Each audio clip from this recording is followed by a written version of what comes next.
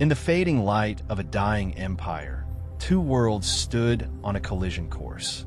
To the west, an ancient titan, tired, fractured, yet still clinging to the last glimmers of Rome's immortal legacy. To the east, a rising force, disciplined, fearless, and driven by a vision that would reshape history. Their clash would not be a single battle, nor a simple rivalry. It would be a 600-year struggle, a long, grinding confrontation between Byzantium and the Ottomans. A war that began with wandering warriors on the edge of Anatolia and ended with the fall of an empire that had endured for over 1,000 years.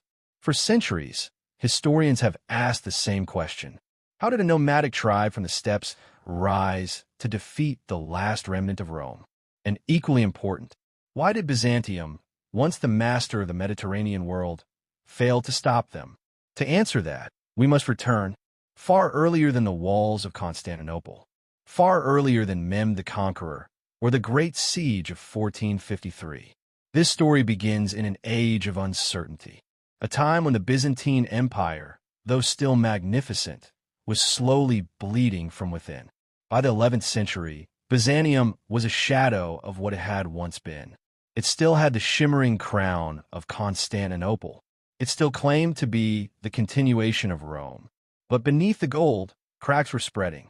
Internal power struggles, civil wars, corruption, a shrinking treasury, and a military that no longer resembled the disciplined machine that defended the empire for centuries.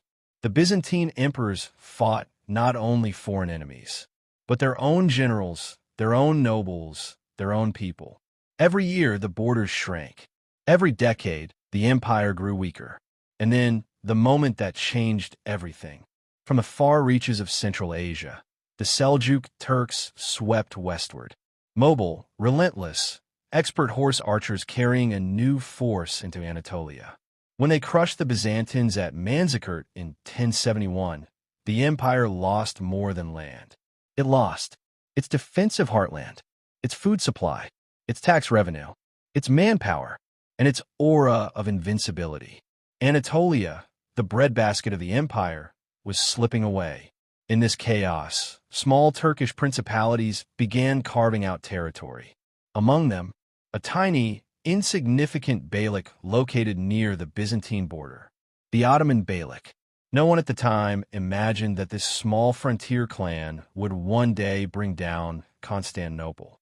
No one could guess that they would become one of the world's longest-lasting empires. But while Byzantium decayed,